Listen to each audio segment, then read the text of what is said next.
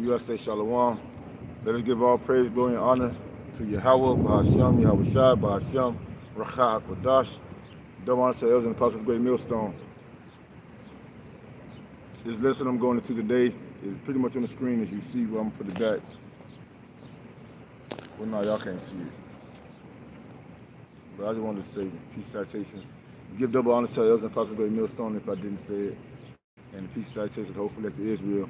May the blessing be upon your houses and endure. Today I'm going into, first step back. Today I'm going into, it's a beautiful day out here. I'm washing clothes. I had to come all the way down here, but it's beautiful. I'm gonna get the sky view.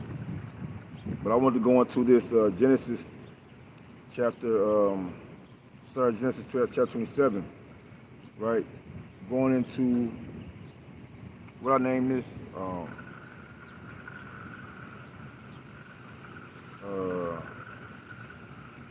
Rebecca's oldest son puts the E in effeminate.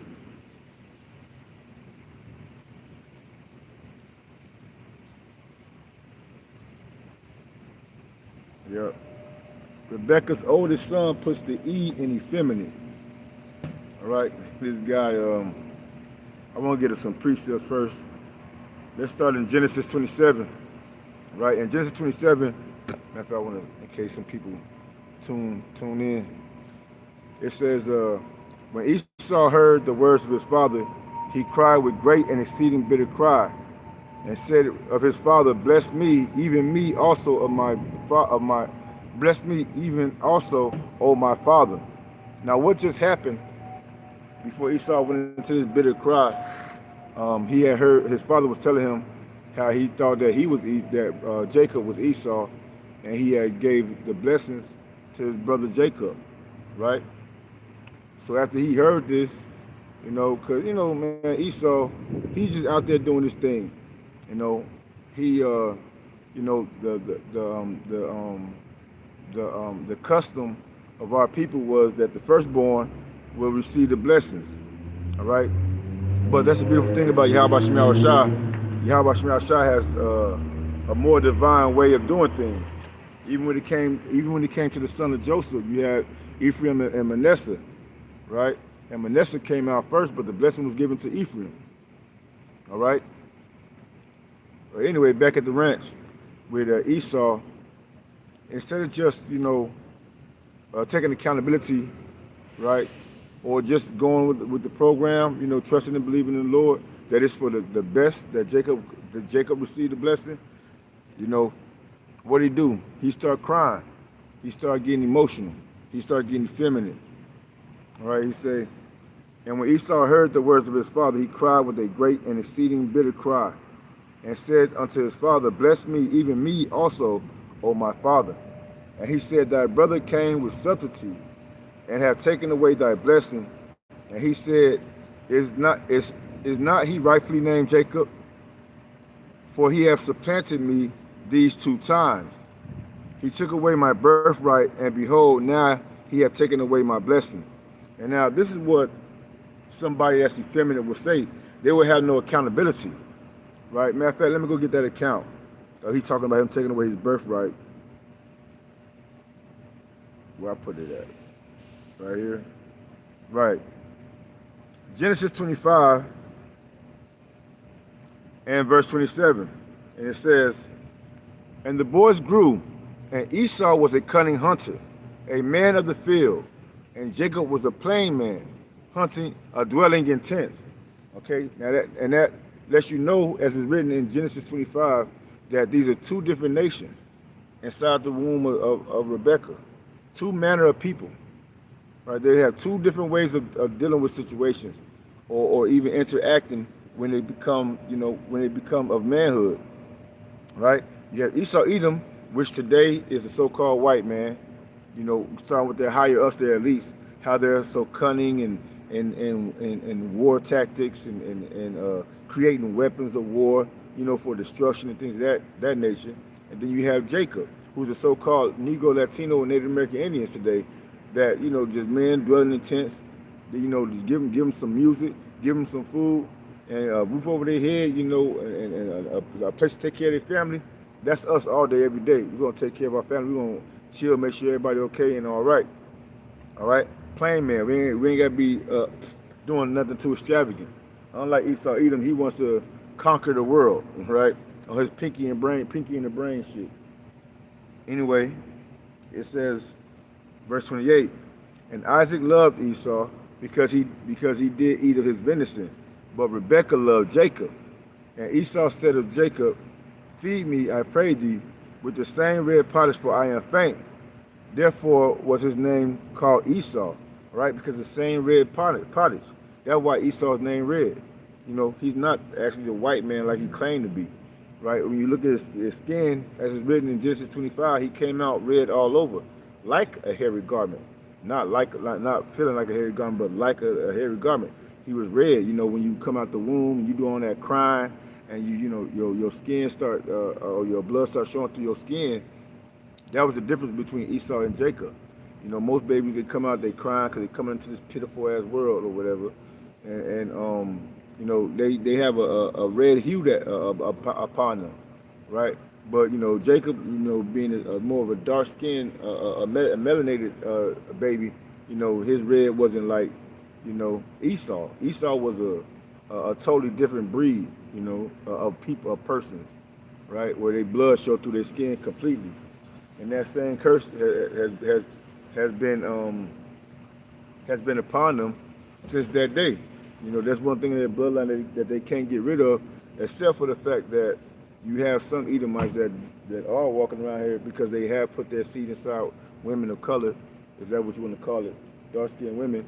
And now they got a lot of Edomites out here that actually resembles so-called Negroes, Latinos, and Native American Indians. Right? But anyway, it says, back at verse 30, it says, and Esau said to Jacob, feed me, I pray thee, with that same red pottage, for I am faint. Therefore was his name called Edom, Esau Edom. And Jacob said, sell me this day thy birthright. And Esau said, behold, I am at the point to die, and what profit shall this birthright do to me? Right? So instead of just going and finding something else, instead of, you said he at the point where he about to die. So you at the point you out there doing all that hunting. That's how mentally focused he is on destruction and killing things. He was at the point of dying himself. He wasn't even thinking about feeding himself, right, or getting any nourishment. But when he came across his brother Jacob, and his brother Jacob is stewing up some stuff, cooking up some stuff, right? He wanted to get in his feelings.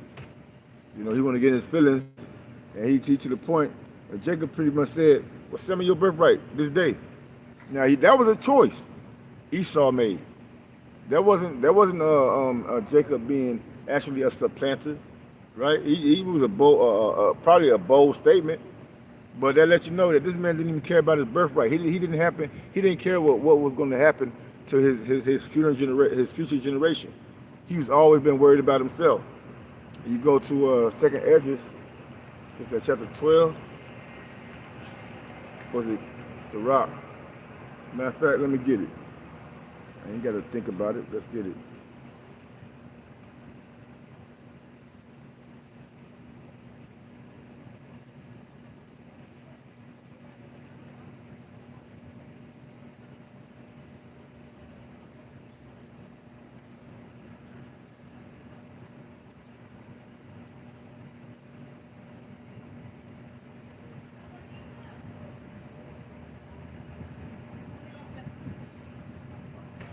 Ecclesiasticus 14.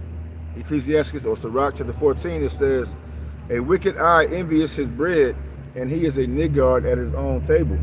So this man can't get enough. He amongst his own people, he wanna see amongst them that he's better than them. He's better than them. That's why you got Amalek that separated himself from all these other, low budget Edomites, right? And he's what he's showing for today, which is the small, the small hats, right? The big nose, small hats, big nose. What they showing today, even between the relationship between Ben Nadaju and Trump, for some reason we don't know what it is, right? For some reason though, Trump is in these guys' pockets.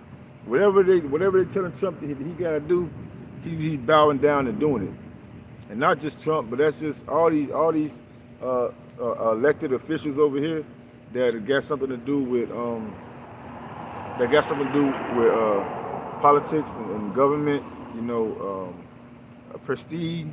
They have to bow down to the small hats, Amalek, all right? Instead of just really, knowing how to come together and do things amongst each other the right way, without having to pull a sword out or draw weapons and things of that nature. This man want to see who's the biggest and the baddest, and the biggest and the baddest one is the ones with the nuts to say, man, I'm gonna pull my gun out on you. I'm gonna pull my sword out on you.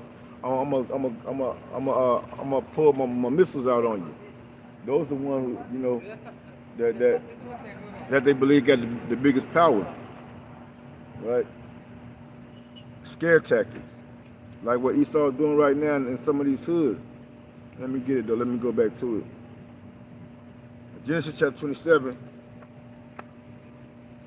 and verse 36. He says, and he said, this is Esau, and he said, it's not he rightly named Jacob, for he hath supplanted me these 2 times. He took away my birthright, and behold, now he took away my blessing. Did I finish that though? Shalaki. Let me go back to that Genesis. Go back to that Genesis 25. Genesis 25 and 29, so like I'm gonna finish it. And I was at 30. It says, and Esau said to Jacob, feed me, I pray thee with that same red pottage, for I am faint. Therefore was his name called Edom. And Jacob said, sell me this day thy birthright, right? And Esau said, behold, I am at the point to die, and what profit shall this birthright do to me? And Jacob said, swear to me this day, and he swore unto him, and he sold his birthright to Jacob. Then Jacob gave Esau bread and polished lentils, and he did eat and drink and rose up and went his way. Thus Esau despised his birthright. See, it say Esau despised his birthright. Thus Esau despised his birthright. But you go back up here to Genesis 27, right? And here's Esau accusing his brother of supplanting him, like being some kind of like he was being deceived. It wasn't me deceived. You rightfully gave your birthright away to Jacob. He say, for he hath supplanted me, verse 36. For he hath supplanted me these 2 times. He took away my birthright, and behold, now he hath taken away my blessing. And he said, hast thou not reserved a blessing for me?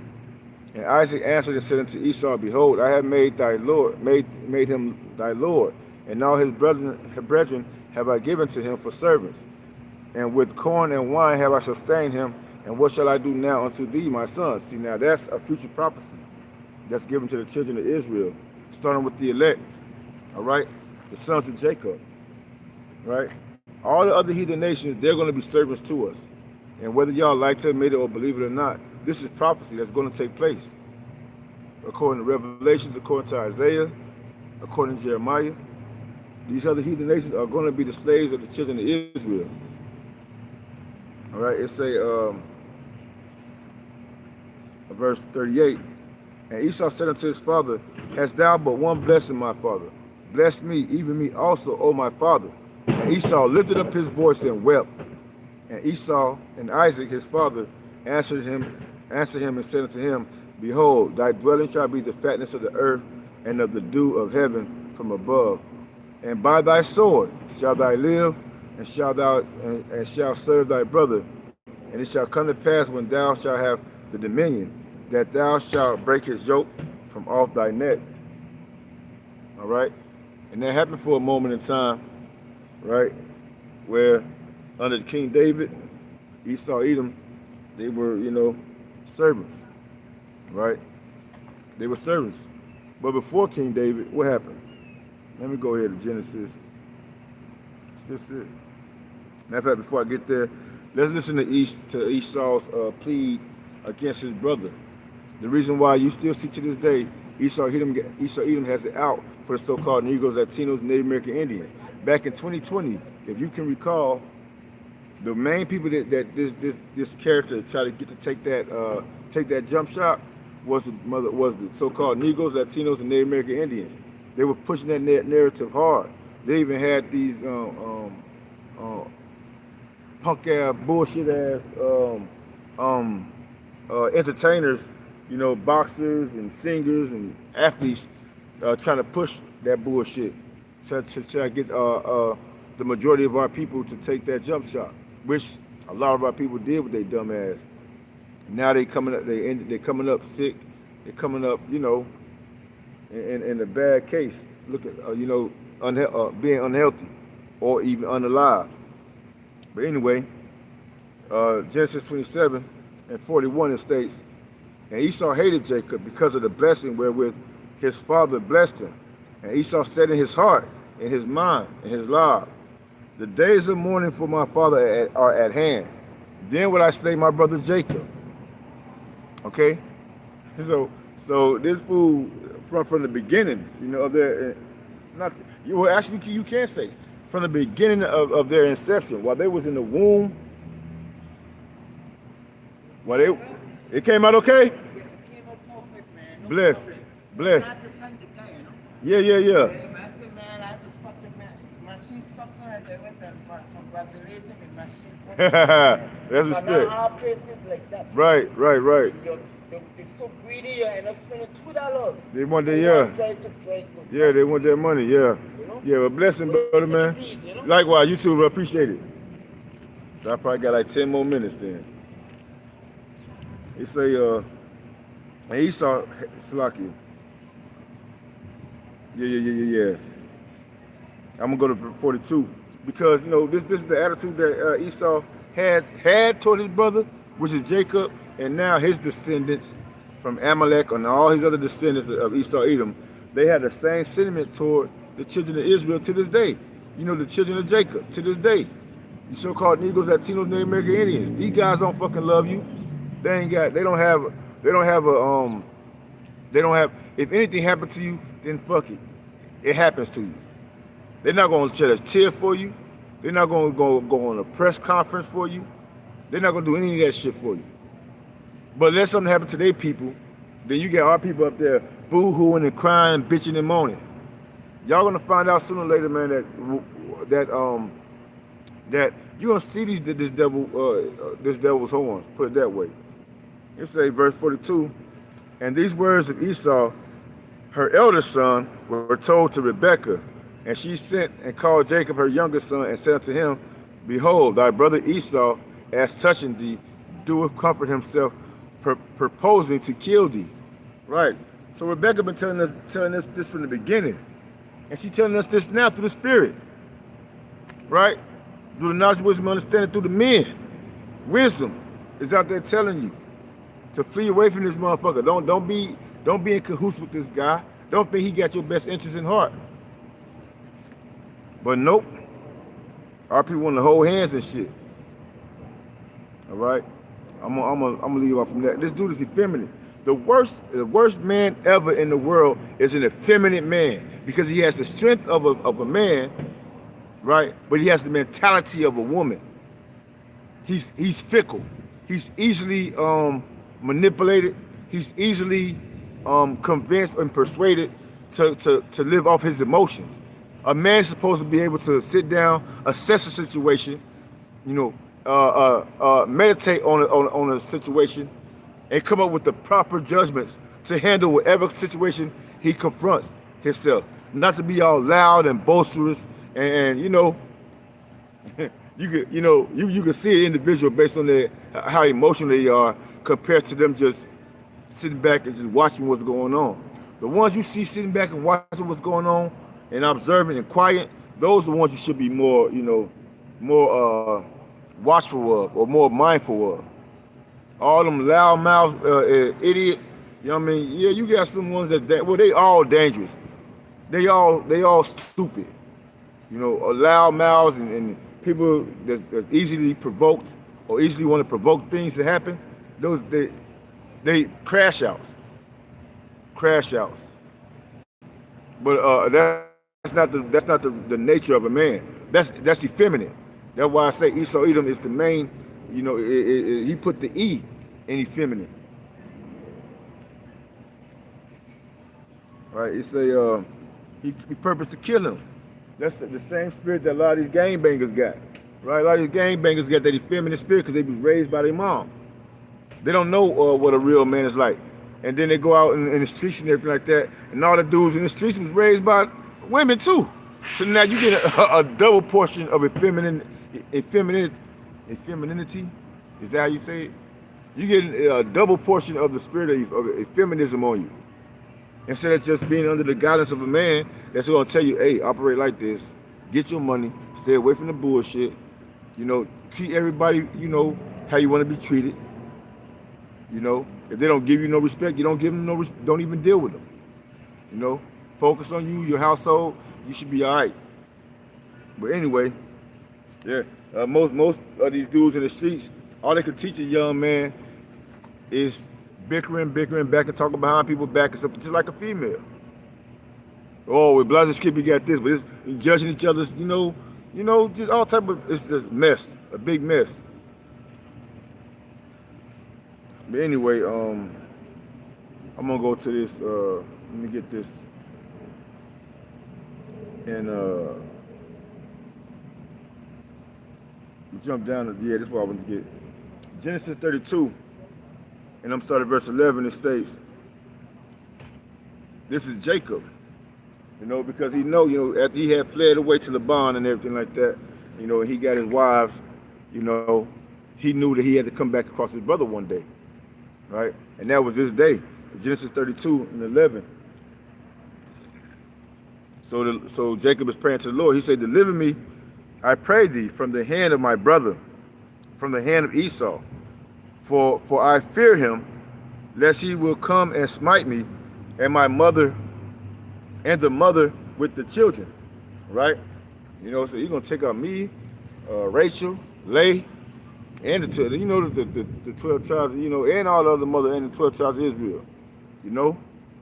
Jacob had a lot, man. He had a lot to look out for. And that's the same thing we're going to have to be doing. In the times to come, when this dude come down with great wrath, we're going to have to constantly be in prayer to Yahweh Shema Shah for whoever he put in our hands. Right? Because the Lord is raising up he-goats. For whoever he put in our hands on how to move and how to operate, we're going to be praying over our people, praying over the ones, the innumerable multitude the Lord put in our care. Out of our Ratazah, we be a part of those men. We be a part of the elect men of Israel. The ones in the 44,000. Right? He say, and thou saidst, I will surely do thee good, and make thy seed as the sand of the sea, which cannot be numbered for multitude. And he lodged there the same night, and took of that which came to his hand, and present for Esau his brother, 200 she-goats and 20 he-goats, 200 ewes and 20 rams, 30 milch camels with their coat, 49 kine and 10 bulls, 20 she-asses and 10 fowls. And he delivered them into the hand of his servants, every drove by themselves, and said unto his servants, pass over before me, and put a space between drove and drove. And he commanded the foremost, saying, when Esau my brother meeteth thee, and ask thee, saying, who art thou, and whither goest thou, and whose are these before thee? Then thou shalt say, thy servant Jacob's. It is a present sent unto my lord Esau, and behold, he is behind us. So it got to the point where Jacob had to send, gifts, to Esau Edom, to forget, his dealing, or his animosity against us. But that shit wore off. This bitch don't want no gift. Ain't nothing you can do for Esau Edom. Nothing you can do for this man to turn away. He gonna have a pet. Matter of fact, let's get that. Matter of fact, before we go there, I pulled up government officials. Government officials having a lot to say all of a sudden. That's what I put in the Google. And the AI overview says, multiple government officials and political figures have received a significant amount of media attention in 2025, right? For a sudden increase, don't do that. For a sudden increase in public statements and actions. The specific individual receiving attention depends on the area of focus, e.g., U.S. politics, international relations, specific policy issues. Russell Vought, Robert F. Kennedy Jr., Caroline Leavitt, Winsome Earl Sears. Eternal Affairs, you have Antonio Guterres, or whatever. You got Donald Trump. All these people got a lot of shit to say. I went to this, and I also went here all of a sudden. And what's that? What's that? That's effeminate. You're supposed to be about action. Everybody, these individuals always got something to say, and they don't stand behind half the shit that they're talking about. I made another. I wrote another. Fuck! Don't do that. Ah, damn. Fuck.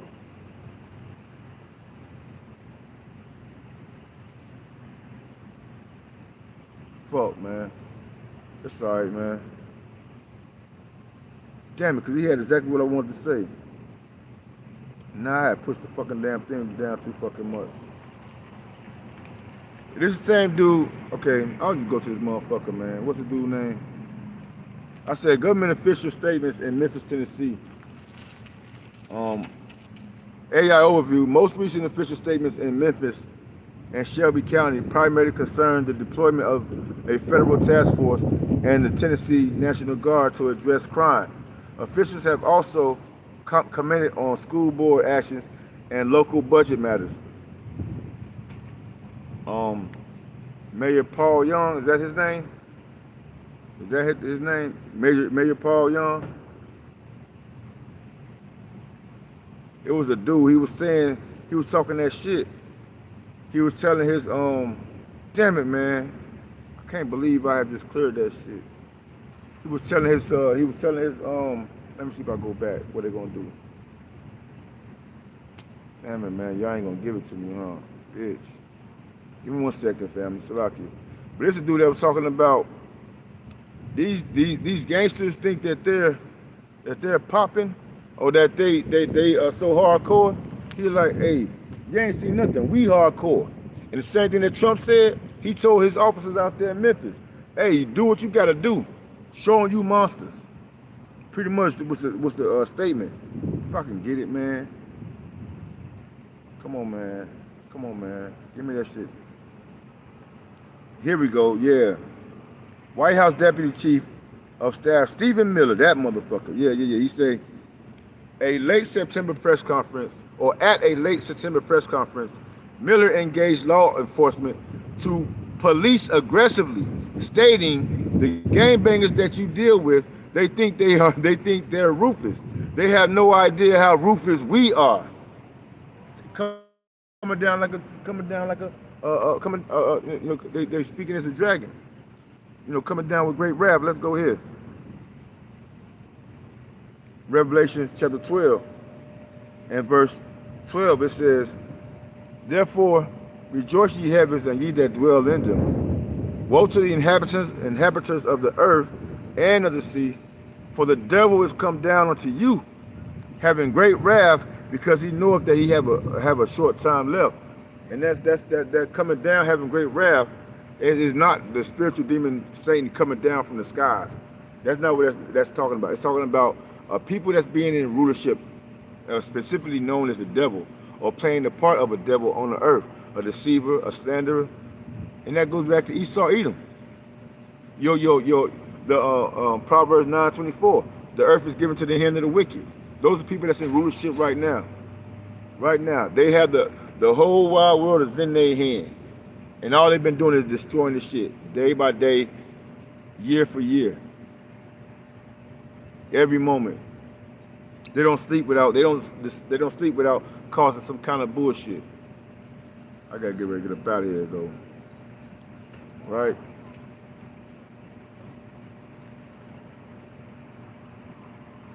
Let's go here. 1 Corinthians 6 and verse 9.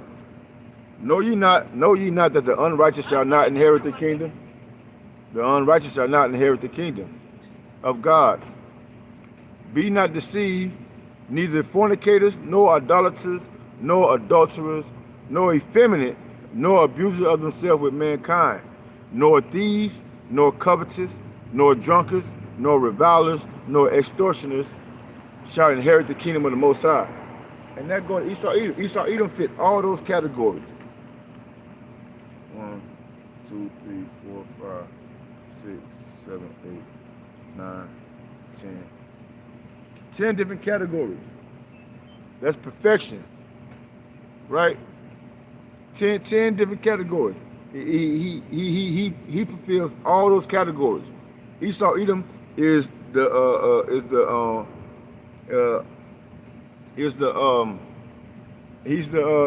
face, the poster boy for Corinthians, 1 Corinthians chapter 6, verse 9 through 10. That's Esau Edom. That's his MO.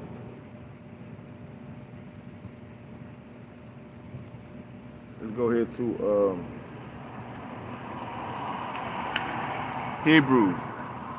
Hebrews 12 and 17. For ye know that after, when he would have inherited the blessing, matter of fact, let me open that up. Hebrews 12, and I'm gonna start at verse.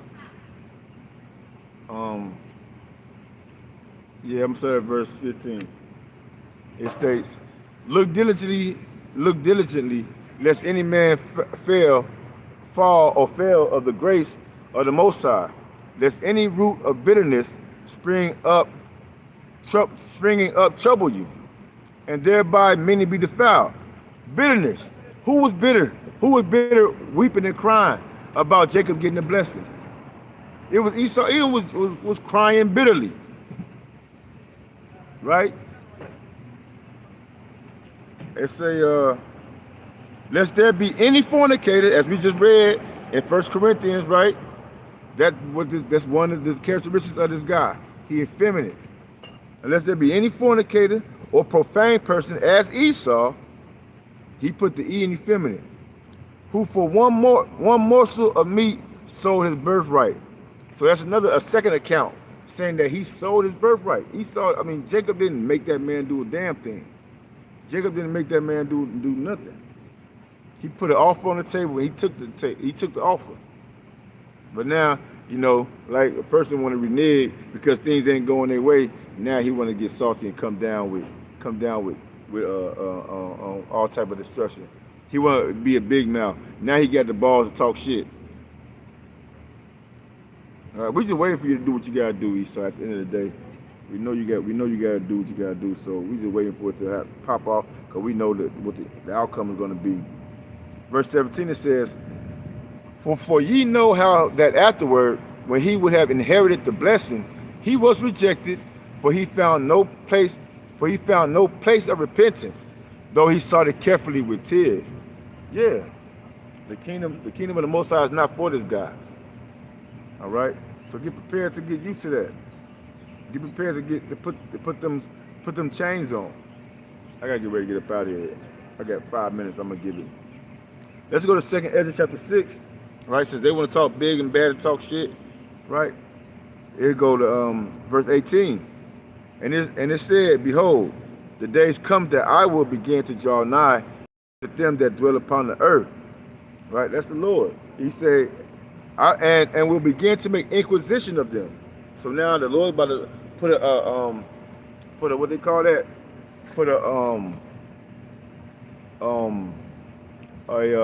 accusation in against all the injustices of Esau Edom. And how is he doing that? By way of his men, the prophets. 2 Thessalonians chapter 2, right? On the verse 8 and 9. Let me get it. Hey, how you doing, bro? 2 Thessalonians chapter 2. Come on, BLB.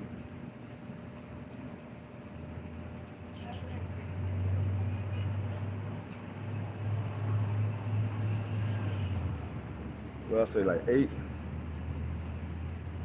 Yep, and 8. 2 Thessalonians chapter 2, verse 8. And then shall that wicked be revealed, whom the Lord shall consume with the spirit of his mouth. Right. The spirit of the mouth, Lord, is his prophets. His word, speaking the words of Yahweh Shema Shah. The testimony of Yahweh Shema Shah, which is what? Prophecy. Telling y'all what's about to happen before it happened. The Lord already wrote it down. And the Lord said he gonna do his pleasure. We're gonna see whose words stand. Theirs or mine. And evidently Yahweh Shema Shah's word is standing. Everything he wrote, everything was written that he gave men to write is coming to light.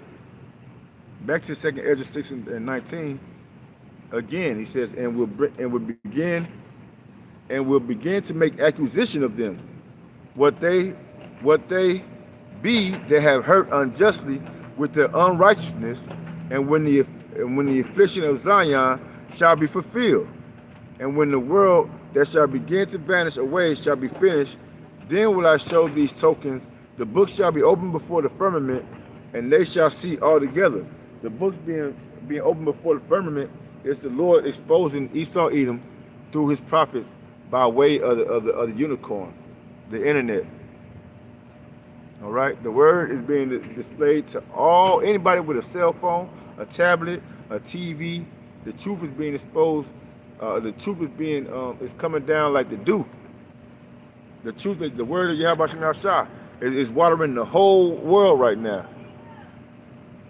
And Esau being exposed for his effeminate ways. Zechariah chapter 2 and verse 8. For thus says the Lord of hosts, after the glory hath he sent me unto the nations, which spoiled you. For he that toucheth you, toucheth the apple of his eyes. Yes, the Lord's making an inquisition. Y'all did this to my people. Y'all did that to my people. Y'all made them slaves. Y'all beat them. Matter of fact, let's go to Ezekiel, because it tell you. I'm gonna start at verse 1. We're gonna close out on this right here.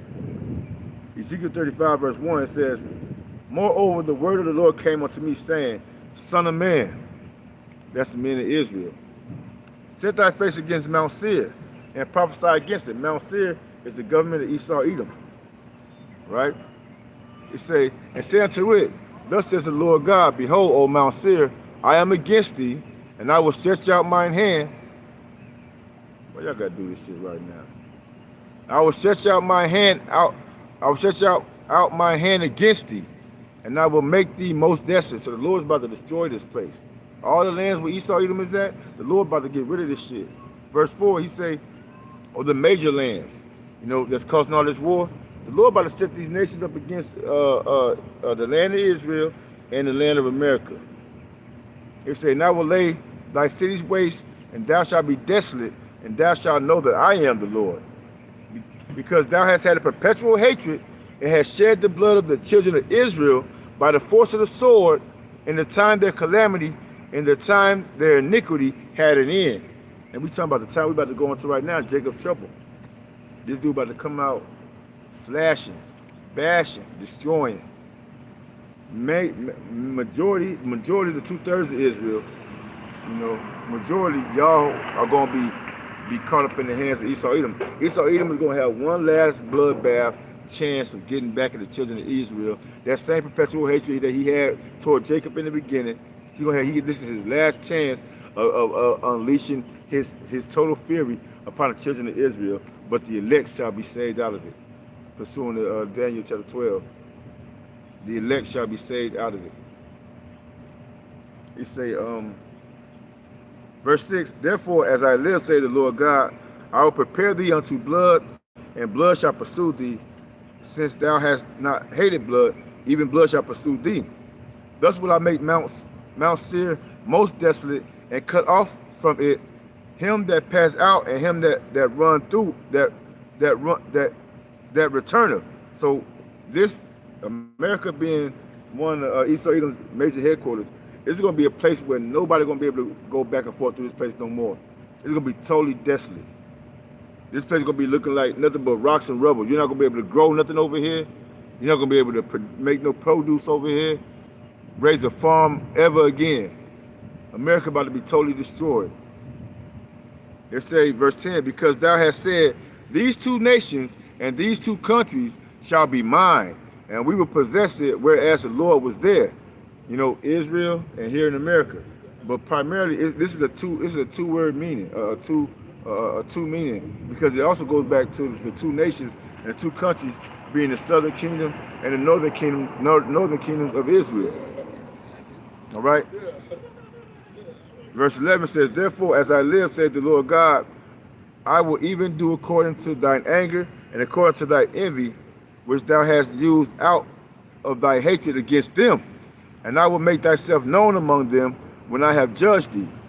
And thou shalt know that I am the Lord, and that I have heard all thy blasphemies, which thou hast spoken against the mountains of Israel, saying, they are laid desolate, they are given us to consume." Yeah, y'all thought that once upon a time, Psalm chapter 50, y'all thought that the Lord was altogether as one as yourself. Y'all thought that y'all was doing it, y'all was actually doing the will of Yahweh Shema Shah at our weakness, at our weakest point. And y'all always done that, Esau Edom. Whenever you see us at our weakest point, that's when you try to take advantage of us. When we were trying to go from, where was that? I don't got time to pull it up right now. But we were trying to go through the, we were trying to go from one place to another. You came out with swords against the children of Israel. You came out with swords against the children of Israel to destroy us and our families. You told us we had to go back, or you gonna come out with them swords, you gonna chop us up. Or was that during the time of Moses? I think that was during the time of Moses. And our people was afraid. Our people was scared as shit. Anyway, let's finish. It say, "Thus with your mouth, all right. Thus with your mouth ye have boasted against me, and have multiplied your words against me. I have heard them." Esau, he heard you. He heard everything you've been saying about him, about his children, about Yahweh Shah, how you blaspheme me, his words, how you put everything to benefit you. You know, the lies and deception, you know. Verse 14, "Thus said the Lord God, when the whole earth rejoiceth, I will make thee desolate." Right? How does the precept go? When the wicked are in rulership, the earth mourn. But when the righteous are in rulership, the earth rejoiceth. So the Lord is about to make the earth start to rejoice again. People are not going to have to be sad because their families getting separated. Because people got to go to war for some nonsense that Esau Edom made up in his mind. Verse 15, as thou didst rejoice at the inheritance of the, as thou didst rejoice at the inheritance of the house of Israel, because it was desolate, so will I do unto thee. Thou shalt be desolate, O Mount Seir, and all Idumea, even all of it. And they shall know that I am the Lord Yahweh Ba'ashem Yahweh Shai. Okay, that's it, man. Because this dude, you know, most of these wannabe gangsters out here, they so ready for war and combat and taking and destroying shit. That's the spirit of Esau Edom. Why? Because the Rebecca's oldest son puts the E in effeminate. Lord willing, this lesson is edifying to the hopeful elect. You know, with that, I'm going to close out, giving all praise, glory, and honor to Yahweh, Ba'ashem Yahweh Shai, Ba'ashem Rakakadash. Again, double honor to Elders and Apostles, Great Millstone. Till next time, Kwam Yasharala, Wa Abba Babal. Hello, how you doing, man?